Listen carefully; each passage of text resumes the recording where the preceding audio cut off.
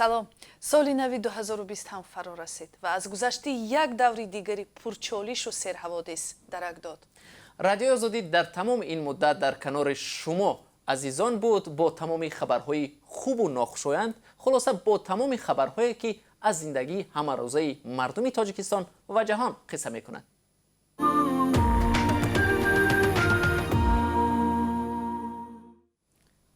абдулло, соли 2019 барои шумо масалан чӣ соле буд? барои ман? Бале. барои ман як соли хеле пурҳаводис буд. ман дар ин сол тавонистам ба баъзе нақшаҳоям бирасам хиромон, аммо муҳим он ки соли нав, соли муши сафед ва кабиса ба хосият бошад. пас дар бораи ин ҳама бо навбат суҳбат мекунем.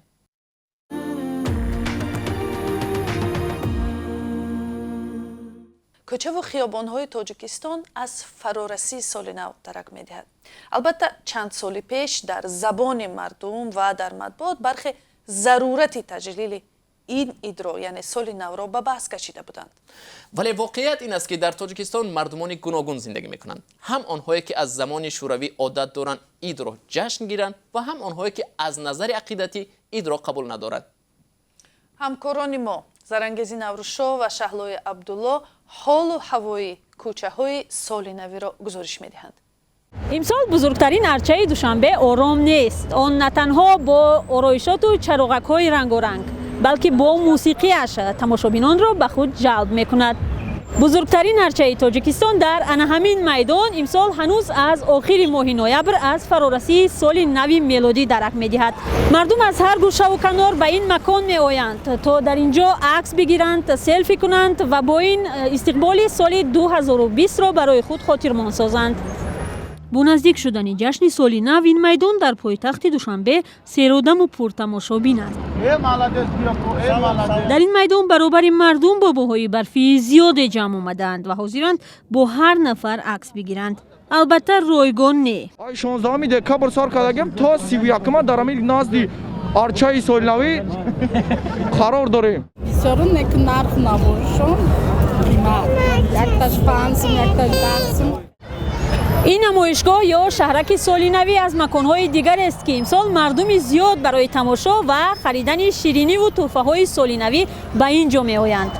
дар ин ҷо тавре мебинед хоначаҳои хеле зиёд сохта шудааст имсол ва дар баробари ба фурӯш гузоштани шириниву маҳсулотҳои мухталиф ҳамчунин хоначаҳои махсуси бобои барфӣ ва барфак ҳам сохта шудааст ки мардум метавонанд вориди он шаванд ва аксҳои хотиравӣ бигиранд.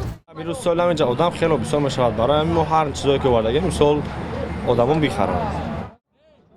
умар алӣ ба фарқ аз аксари ҳамсолонаш на барои тамошо балки барои тоза кардани атрофи арча ба ин ҷо меояд. тақрибан 3 рӯз мешавад ки мон дар тозагии ободӣ гирди арчаи солинавӣ қарор дорем. мардуме ки ин ҷо аст вақте ки мо мебинем ягон нафар агар мусул партояд мо ба о кори фаҳмидӣ мекунем. агар ки набинем худамон гирифта ба намон пакетамон андохта ба ҷамъ карда ба партоҳо бурда мемонем. омодагии душанбе ба истиқболи соли нав имсол хеле барвақт шурӯъ шуд. ин ҷашн дар пойтахти кишвар ба фарқ аз солҳои пеш ҳоло шукӯҳи бештар дорад. назди биноҳои маъмурии шаҳр ҳам чун боғу майдонҳо арчаҳои чароғон қомат афрӯхтаанд ва бо рамзу навиштаҷоти табрикӣ оро дода шуданд. меган ку кӯдако баҳре мора берун баҳре тамошо равем телевизорда мебинад ва меган морами баъди кор борафта ора мебиёрем. бозори фурӯши тӯҳфаву арчаҳои солинавӣ ҳам баробари наздик шудани ҷашн гармтар мешавад. саодат раҷабова бо шавҳараш барои харидории арчаву ороишот барои хона ва дастурхони солинавии худ аз турсунзода ба Душанбе омадааст. ӯ 5 набера дорад ва мехоҳад бо як арчаи қоматбаланду зебо соли навро барои наздиконаш хотирмон кунад.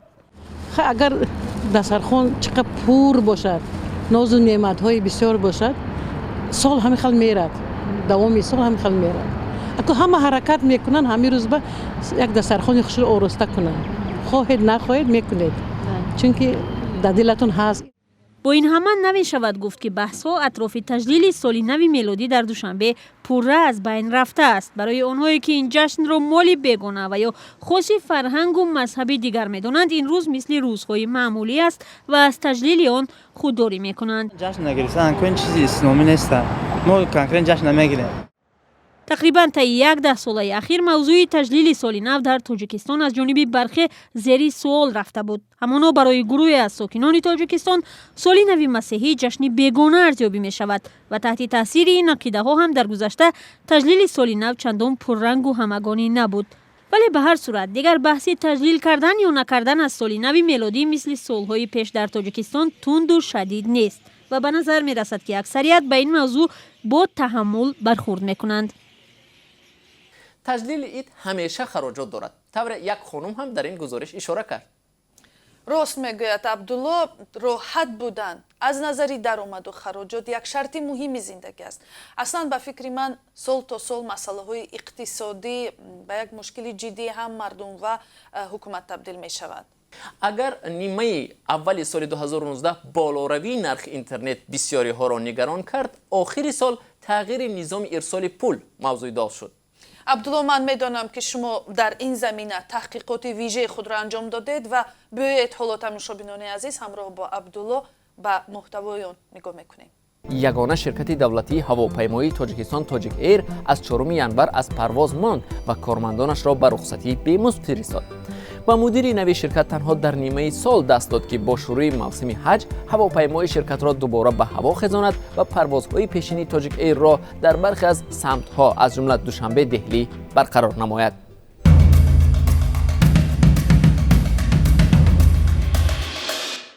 یک ضعف اقتصادی تاجیکستان که از زمان صاحب استقلال شدن به همراه گرفت این است که میزان وارداتش از صادرات به مراتب بیشتر است. بنابر معلومات آژانسی آمار، تاجیکستان در 11 ماه سال 2019 نزدیک به 3 میلیارد دلار از خارج مال وارد کرده با مبلغ همگی بیشتر از 1 میلیارد دلار مال صادر کرده است. چون واردات از صادرات به مراتب بیشتر است، کشور به کمبود اسعار خارجی خصوصا دلار آمریکایی دائم روبروست. ماه می کمبود اسعار خارجی به اوج خود رسید. بانک ها فروش دلار را تا به 200 دلار به دست یک نفر محدود کردند. 15 می نرخ 100 دلار آمریکایی در بازار غیر رسمی از مرز 1000 سامانی بیشتر شد، در حالی که قرب رسمی 100 دلار 944 سامانی معین شده بود.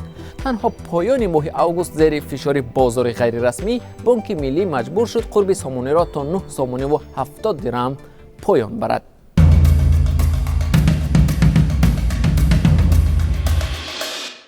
ماه سپتامبر در تاجیکستان چرخه دوم نیروگاه راغون که ساختمانش سالها باز ادامه داشت به کار درآورده شد. رئیس جمهور امام علی الرحمن روز 9 سپتامبر با پخش توگمه چرخه دوم نیروگاه را که 120 مگاوات برق استحصال میکند با خطهای برق جمهوری وصل کرد. چرخه اولی آن ماه نوامبر سال گذشته به استفاده داده شده بود و انتظار میرفت که چرخه دوم ماه اپریل سال روان فعال شود. اما به دلیل پیش آمدن به گفته مقامات مشکل تکنیکی این کار تا 9 سپتامبر سال روان به تأخیر گذاشته شد. مقامات میگویند با فعال شدن چرخه دوم نیروگاه راغون تاجیکستان میتواند صادرات برق را به خارج زیاد کند. ساکنان امیدوارند که با به کار درآمدن دو چرخه راغون محدودیت انتقال نیروی برق در فصل زمستان از بین میرود.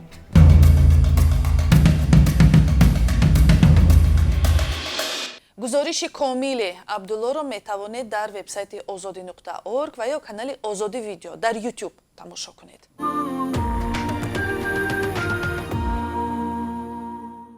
تاجیکستان در آستانه دو انتخابات قرار دارد. ماه مارس مردم برای انتخاب پارلمان نو و تیر ماه به انتخابات پرزیدنتی می روند.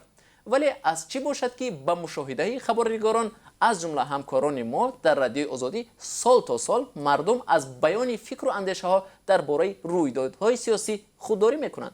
این حال را مؤلفان برنامه به ما گفتند، شاهد می شوند. این برنامه بر اساس پرسش های سریراهی مردم درباره تحولات و زندگی آنها تهیه می شود. همکاران ما افسانه اکابرشا و تخمین حکیم و درباره آن که پشت کامera و ناگفته چی ماند. امسال در برنامه با ما گفتند رادیوی آزادی بیش از 70 موضوع با کمک صدها ساکن دوشنبه پیگیری شد. من که 2 سال پیش کار در رادیوی آزادی و برپا کردن مصاحبه های سریراهی شروع کردم، به همین خلاصه آمدم که سال جاری از نظر جلب مردم برای بیان اندیشه‌شان مشکل تر بود. به نظرم حتی سالی از این پیش مردم در ابراز عقیده‌شان آزادتر بودند و در برنامه‌هایمان فعالتر بودند. اما امسال مردم با سبب‌های گوناگون از صحبت با ما خودداری می‌کنند، خصوصاً کارمندان نهادهای دولتی. نه، شما وکیل هستید، بخشش کم تام وقتم بیا که رادیو آزادی موقع بخدمو بهترین انجمن بود. کیا نامزد شدن؟ نامزدها کی هستن؟ بی بیرون از студент بسکمین تعریف کرد. аммо бо вуҷуди ҳама монеаҳо мо тавонистем барномаамонро пеш барем ва бо мардум дар бораи мушкилоташон суҳбат кунем. Дар ин барнома тасмим гирифтем барномаҳоеро ки соли сипаришаванда пурбинандатарин буданд бо ҳам бубинем. خبری ما شنیدیم که وای جناب چه آدم روی همی چیزی شوخی چه گم آفریب کوریش نه وای صاحب خونه کده خودش سواد نداشته اینمی کارو کده زد برابر نمی من خرسان شدم که راست کده و دب کردم. با این طبقه دوستی جایز نیست. من دوستی نمیکردم برای اون که به الله باور دارم. تفاوت‌های اعتقادی، تفاوت‌های رنگ، تفاوت‌های زبان، تفاوت‌های نژاد، مذهب و هر تفاوت‌های دیگری که هستند. اینها به نظر من یک امر بسیار عادی هستند. خداوند خواست که این رنگارنگی و این گوناگونی در خلقتش باشه در این جهان. سود باید مستقل با یک شاخه سهم دولتی باید باشد و باید یگان کس وابسته نباشد. نه که به عدالتی که در تاجیکستان است به سود چیز من باوری ندارم. راستی پرست بیرون از خانه زنک باید سر کار نگیرن، فقط مرد. همسرم همه کار دخالت میکنن. از همین مجلس های، از همین پارلمان های، از همینا که برای مردم یگان نفع نمیرسد ایش که تاجیکستان حزب ملت اسلام است، حزب دموکراتی است. باز چند حزب هستند. نه همیشه مردم آماده هستند با ما در نزد دوربین صحبت کنند. برای ثبت یک برنامه که در آن حدود 5-6 نظر نشر می شود به ما ضرور می شود که از 30 تا 50 نفر خواهش صحبت کنیم. حالا می خواهیم نوارهایی را ببینیم که پشت پرده بودند. سلام. یک نظر پرسی داریم. دو جمله نظرتون. رادیو اینم آدم نگاه دارم بخشش. این رسید. یک نظر پرسی دو جمله نظرتون. چو؟ دو جمله نظرتون میگیم. Я не знаю. Как не знаете? Можете на русском говорить? Нет, спасибо. Марамат Исмоилов. بخشش من گپ زدن نمیتونم. گپ زده استید کو چی نمیتونید؟ نه بخشش. پارلمانت نگاه نمیکنم که گویم که فعال است یا نه. ولی به نظرتون باید کدام موضوع به توجه کنن؟ کدام پرابلم او با؟ در سال نو نیز ما تصمیم داریم این برنامه را ادامه دهیم. شما هم بینندگان عزیز با شرکت فعالانتون در برنامه گفتن به ما میتوانید آن را رنگین تر و جالب کنید.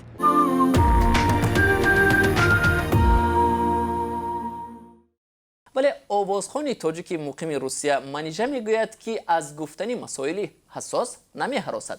در روزهای آخر سال 2019 ترانه نوی او نیداسلاویانکا شبکه‌های اجتماعی را به قول لرزاند. بحثی هویت مهاجران در روسیه در ترانه نوی او بیان شد.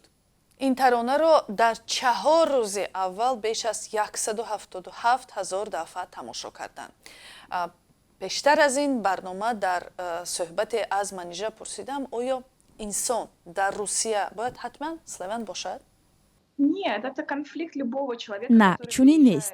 این اختلافات درونی هر یک انسان است که از جای تولدش به کشور دیگر کوچ می‌بندد. وقتی او با فرهنگ دیگر دچار می‌آید، مجبور می‌شود زبان دیگر بیاموزد. زبان مادریش را فراموش می کند. در این فاجعه نیست. من خوشبختم که با زبان روسی گپ می زنم، با زبان روسی شعر می نویسم و خوشبختم که هوادار دارم. اما در این مدت رابطه های من با تاجیکستان کنده شدند. هر وقت من آنجا برمیگردم خود را دیگر احساس می کنم. این برای من غم انگیزتر از آن است که من در روسیه زندگی می کنم. یعنی متاسفانه من بیگانه در بین خودی ها هستم و خودی در بین بیگانگان. чужих и чужой среди своих, к сожалению. در واقع مصاحبه کامل با منیژه را می توانید در وبسایت ما در کانال آزادی ویدیو در یوتیوب تماشا کنید. عین زمان بسیار می خواهم که دیگران هم مثل منیژه جسارت داشته باشند و گپ خود را آشکارا بگویند. عبدالله، من میخواهم حالا با افتخار بگویم که واقعا هم کارمندان با استعداد و با هنر رادیوی آزادی توانستند سال 2019 زندگی چندین نفر را در تاجیکستان تغییر دهند.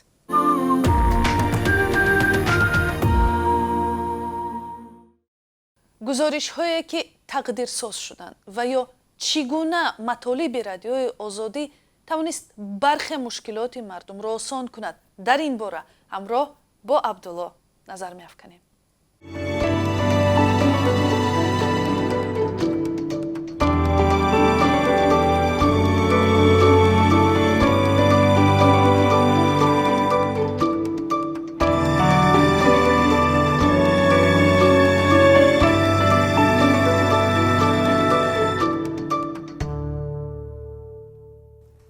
در آغاز سال 2019 آزادی از روزگار سنگین خانواده بدرالدین صدرالدینов ساکن شهر لیوکند در یک گزارش قصه کرد که در طول کمتر از 2 هفته تحول مثبت و غیر منتظره را به بار آورد. وضع بابای بدرالدین از 2 هفته پیش خوبتر به نظر می رسد. کشاده رو و خوشحال است. 2 هفته پیش احوالش دیگر بود.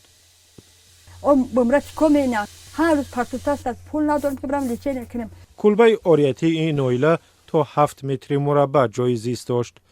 قبلا در دهه حیاتی نو در شهر باختر در خانه پدر بدرالدین میزیستند. سال 2013 بدرالدین را فرزند برادرش از خانه بیرون کرد و زندگی فقیرانشان آغاز شد. بعد انعکاس زندگی این عائله در رادیوی آزادی هزاران نفر به کمکشان رسیدند. این بارکش اسباب انجام بابای بدرالدین را به خانه نو میبرد. یک صاحبکار که نامش را آشکار نکرد در دهه باتورآباد شهر لیوکند برای آنها خانه نو خرید. خانه 4 حجره و 8 سوتیق زمین دارد. وقتی ما به اینجا رسیدیم کارگران آن را تعمیر میکردند. مردی خیرخواه خرج تعمیر و ترمیم خانه را هم به عهده گرفته است. و همچنان آزادی در سال 2019 یک گزارش هم داشت از روزگار یک زن معیوب با اراده خیلی قوی. رئیس جمهور تاجیکستان در یک جلسه حکومت از اراده این زن ستایش کرد و به دنبال خانواده آن مورد توجه جدی مقامات حکومت و هم ساکنان عادی قرار گرفت. زندگی سعادت خواجه و یک قهرمان گزارش رادیوی آزادی را رئیس جمهور تاجیکستان نمونه برای شکوه نکردن نامیده است و گفته است این زن با هنر یک دست و پای روزگارش را سامان و فرزندانش را تربیت میکند. بعد از نشر گزارش رادیوی آزادی، ایدیگل قاسمزاده رئیس کمیته زنان به زیارت سعادت خواجه و رفته پیام و کمک پلی رئیس جمهور را رسانده است. شاید مشکل 10 نفر دیگر پس از گزارش آزادی آسان و یا حل شده باشد، اما آزادی فقط رسالتش را انجام داده است.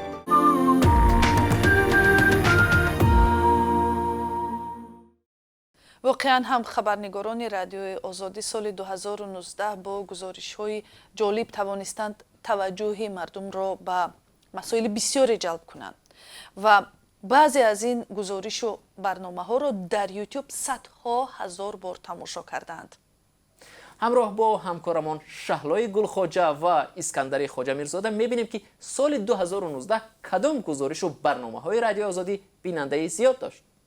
اینک سال 2019 به انتهای خود نزدیک می شود. با نگاه به 12 ماه گذشته می توان با اطمینان کامل گفت که این سال نیز بینندگان با وفای آزادی ویدیو ما را همراه بودند. البته برای جلب توجه بیشتر شما عزیزان همکاران ما از منطقه‌های مختلف تاجیکستان برایتان طول این سال گزارش‌های زیادی آماده کردند.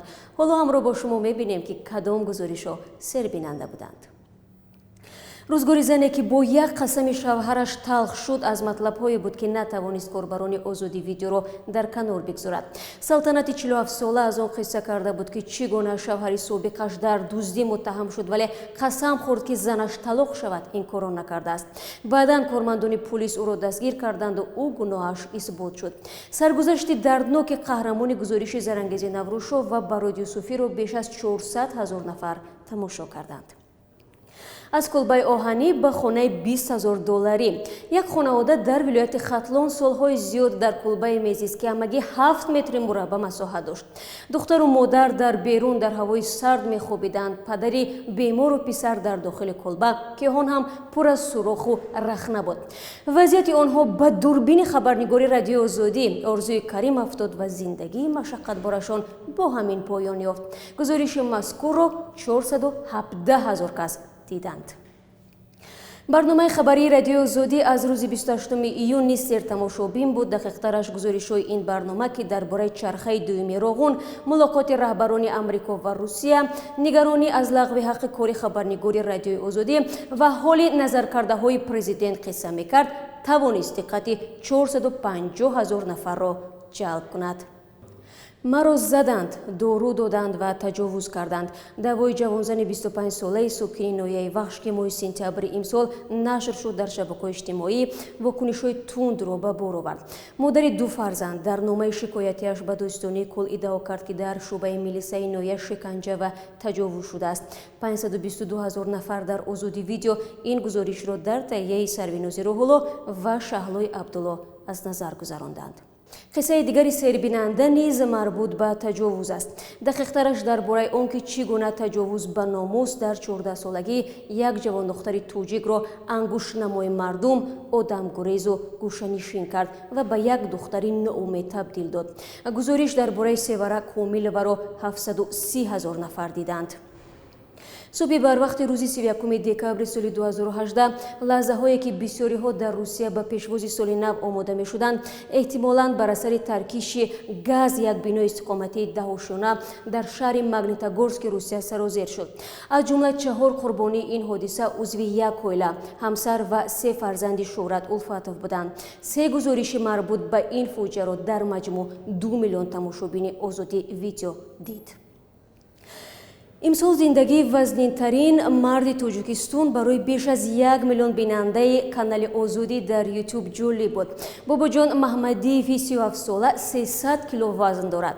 баъзе аз ҳамдиҳагони ӯ дар гузориши маҳмуҷон раҳматзода гуфтанд ки агар ӯ дар як кишвари аврупоӣ мешуд аз имтиёзҳои зиёд бархурдор мегардид. ва ниҳоятан расидем ба гузорише ки аз ҳама бештар бинанда дошт. малика соҳибназарова дар моҳи март аз сӯи дӯстписараш шадидан латукӯб шуд. ин саҳнаро шоҳидон сабт карданд ва дар асоси он маъшуқи малика дар курсии айбдорӣ нишаст. ҳатто аз худгузарии малика кӯмак накард ва додгоҳ хуршед азизовро барои 8 моҳ аз озодӣ маҳрум кард. қиссаи лайливу маҷнуни муосирро дар маҷмӯъ наздики 1 миллион 300 000 нафар тамошо карданд.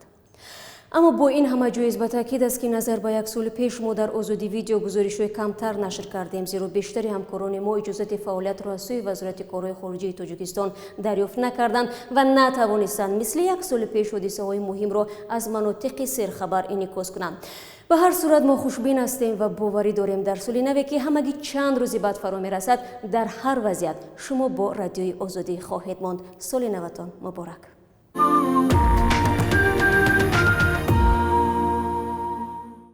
зимнан абдулло соли 2019 барои бархе аз варзишгарони тоҷик ҳам хеле бобарор буд. воқеан ҳам номҳои нав дар варзиши тоҷик кашф шуд, вале баробар бо ин баъзе хабарҳои ноумедкунанда ҳам дошт. масалан хабари ба истеъмоли допинг ё доруҳои нирӯафзо гумонбар шудани гурзандоз Дилшод Назаров бисёр такондеҳанда буд.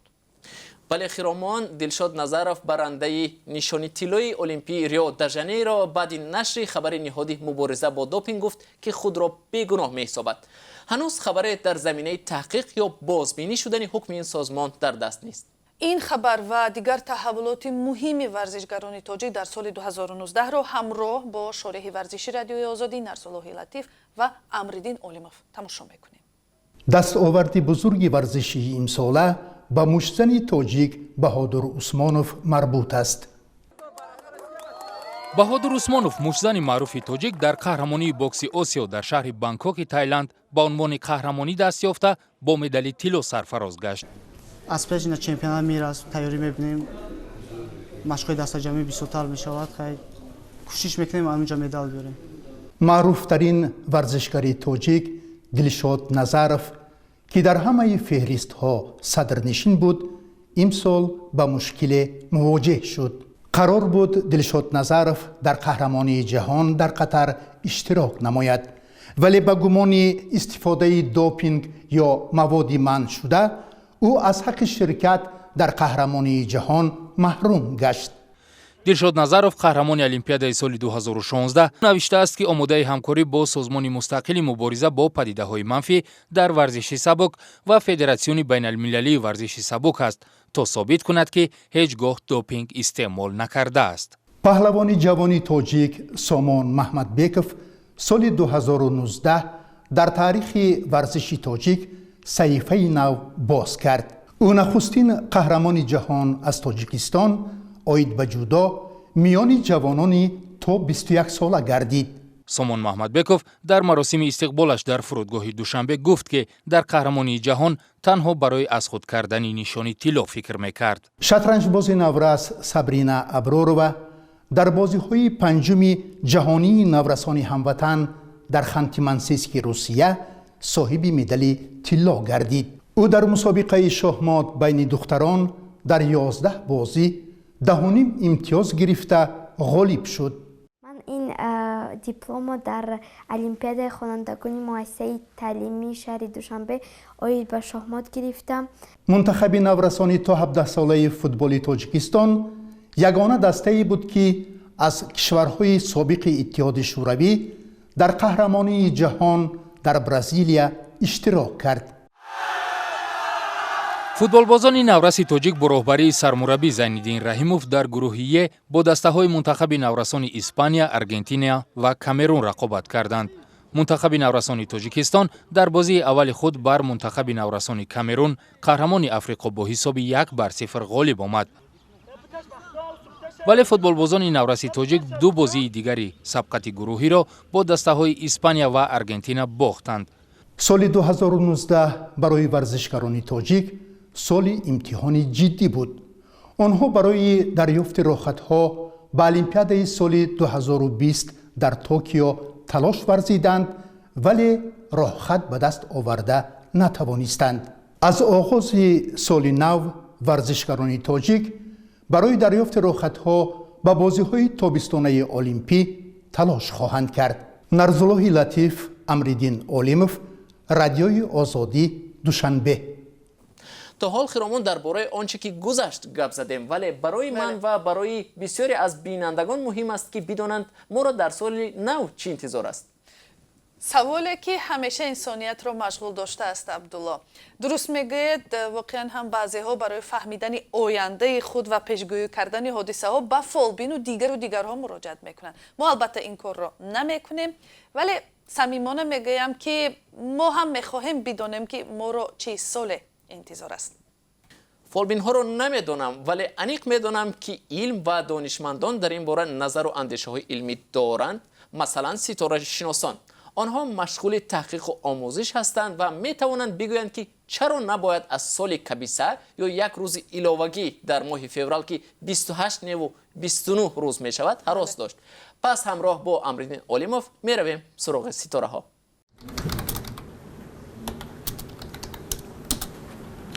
бо ворид кардани калимаи сол дар гугли тоҷикӣ аввалин калимае ки пайдо мешавад муш аст. имрӯзҳо мисли ман аксари нафарон мехоҳанд дар бораи соли муш маълумот пайдо кунанд. соли хубон ба анҷом мерасад ва моро соли муши сафед дар пеш аст. меравем то аз нуҷумшиносон бипурсем 2020 чӣ соле хоҳад буд. дар ин бино коинотро назорат мекунанд. кормандони пажӯҳишгоҳи астрофизика ҳаракати ҳар ҷирми осмонии наздик ба сайёраи заминро зери заррабин қарор доданд. ҷирмҳое ки асоси тақвимҳои мӯчал ё тақвими қадимии тоҷикист. асоси тақвими мӯчал ки дар байни мо бисёр васеъ истифода бурда мешавад аз якчанд падидаҳо дорад. яке аз он дар он ақидаанд ки тақвими мӯчал аз ҳисоби гардиши сайёраи муштарӣ дар атрофи офтоб аст ки як гардиши пурраи сайёраи муштарӣ дар атрофи офтоб дар ҳудуди 12 солро ташкил мекунад. мутобиқи фарҳанги мардумӣ дар ин намуди солшуморӣ 12 ҷонвар ба навбат номгузорӣ шуда ба 6 ҷонвари ҳалолу 6 ҷонвари ҳаром тақсим шудаанд. кишоварзон тақвими мӯчалро васеъ истифода мебаранд. ҳар солро ба хислатҳои он ҷонвар ташбеҳ медиҳанд ва аз соли хуб ё бад, серҳосил ё камҳосил будани он пешгӯӣ мекунанд. масалан мегӯянд муш ҷонвари зараррасон аст. аз ин рӯ сол камҳосил шуда ноқисиҳои гуногун дорад. аммо нуҷумшиносон дар ин маврид назари дигар доранд. ба характери худи ҳамин ҳайвон агар нигоҳ кунем, хотираи мустаҳкам дорад, чусту чолок аст, захиракор аст. яъне он тавсифҳое дар вай дида мешавад ки агар онро мо ба инсон рабт кунем, пас ман боварӣ гуфта метавонам ки дар соли 2020 ки онро муши сафед мегӯянд, ман боварӣ дорам ки соли бениҳоят бобарор меояд. таъсири мӯчал ба тақдири инсонро дар ҳар манотиқи тоҷикистон ба тарзҳои гуногун шарҳ медиҳанд. мардум дар ин маврид чӣ гунагии соли мучали шахсро аз рӯи шакл ва рафтори ҷонвар пешгӯӣ мекунанд. толеъбинияшон ҳам дар соли муш вобаста ба хислатҳои ин ҷонвари чусту чолок аст. аммо суоли матраҳ ин аст ки то куҷо ин толеъбиниҳо асоси воқеӣ доранд? аз рӯи илми астрономия агар назар кунем, ин гуфтаҳое ки дар боло қайд кардем ҷои баҳси ҷои илмӣ надорад. агар бархе дар ҷустуҷӯи маълумоту гуфтаҳо дар бораи соли муши сафед бошанд, гурӯҳи дигар аз кабиса будани соли 2020 ҳарф мезананд. моҳи феврали соли нав 29 рӯз дорад. ин ҳолат дар 4 сол як маротиба пеш меояд. миёни сокинон гуфтаҳое низ вуҷуд дорад ки гӯё дар соли кабиса офатҳои табиӣ ва ё дигар ҳодисаҳои нохуш рух медиҳанд. аммо нуҷумшиносон мутмаинанд ки ин гуфтаҳо асосҳои илмиву воқеӣ надоранд. ин сол танҳо ба нафароне таъсир дорад ки дар рӯзи 29 феврал таваллуд шуданд. яъне онҳо дар 4 сол ҳамагӣ як маротиба имкони таҷлили зодрӯзи худро доранд. дар ҳар сурат ба ҳамаатон соли хубу бобарор таманно дорем.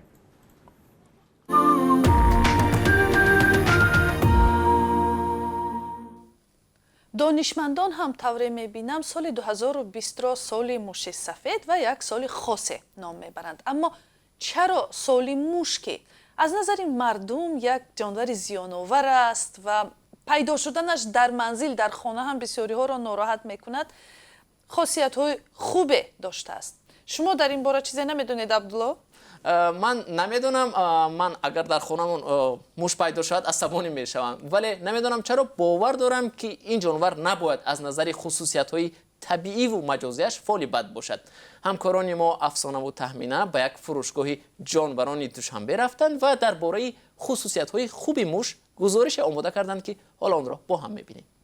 дар дасти ман ҳоло як ҷонваре хеле кӯчак, хеле нозук ва хеле эҳтиёткор аст. чашмони майдача ва сурх ба андозаи муҳрача дорад. биёд бубинем кадом ҷонвар аст. ҷонваре ки солашро мо имсол интизорем. воқеан ҳам ин ҷонвар хеле нозук аст ва дар даст нигоҳ доштану ламс карданаш хеле оромбахш аст. ҳоло аз Авазбек соҳиби мағозаи зоологӣ мепурсем хусусиятҳои ин ҷонваронро ба мо мегуфтед. این خصوصیتی که هر کس با در زندگی هر چی مخلوق میشه یا خدا با موشک یا خدا با یگان حیوانات دیگر، لیکن موشک‌های سفید خصوصیتی چیزی دارد که عصب آرام کنیم با دست گرفته بازی کرده 5 دقیقه موندن با نگاه کنی حیاتی و یا خیلی زندگی میبرن. авазбек инчунин гуфт ки чунин ҳайвонотро бемушкил дар хона нигаҳдорӣ кардан мумкин аст. барои онҳо сарфи зиёд лозим нест ва нигаҳбонияшон мушкилӣ надорад. мешавад инҳоро дар хона нигоҳ дошт кардем. бояд шарти ки буда ки аз бояд ақлаш ки кор фаҳмонад, барои ки ин одам арзоб тиҳад ё ки сахт ҷиқед ягон ҷо шикад газиданаш мумкин аст. агар ки бо оромӣ бо тапида даст ба бозӣ кунед ягон зараре надорад. инчунин шумораи ин хояндаҳо дар муддати кӯтоҳ бештар мешаванд. дар 3 ҳафта як бор аз 5 то 8 сар наслашон меафзояд. ҳар муш хусусияти худро дорад, аммо дар маҷмӯъ ин ҷонварон дорои хислатҳои хеле хубе ҳастанд. зиндагии ино хеле бо завқ аст. чӣ ба бо завқ аст? як хӯрок оилавӣ мехӯранд, якдигарашон дуздӣ нест. дуюмаш кай ки якта оила таваллуд мекунад, дигар оила вай ба ёрдам метиҳад. кай ки хунук мешавад, якдигарашона гарм мекунад. ташаккури зиёд Авазбек барои суҳбати хеле ҷолиб ва ба назари ман одамоне ҳастанд ки ҳанӯз бовар доранд ки мушҳо хеле ҷонварони зиёнкор ҳастанд, аммо аз суҳбат ба мо маълум шуд ки ин мушҳо хислатҳои хубе ҳам доранд ки мо одамон низ метавонем аз онҳо ибрат гирем. бо фарорасии соли муш шуморо бинандагони азизи Радиои Озодӣ табрику таҳният мегӯям. соли нави шумо ҳам афсона муборак бошад. беҳтарин хислатҳо. пас бо ҳамин таманниёт тамошобинони азиз ки хонаатон ободу гарм, дастурхонатон пурнозу неъмат ва сару танатон аз дарду ғам озод бошад, барномаро ба охир мерасонем. дар соли нав ҳам бо Радиои Озодӣ бошед то аз муҳимтарин таҳаввулоти кишвар бехабар намонед. соли нав муборак.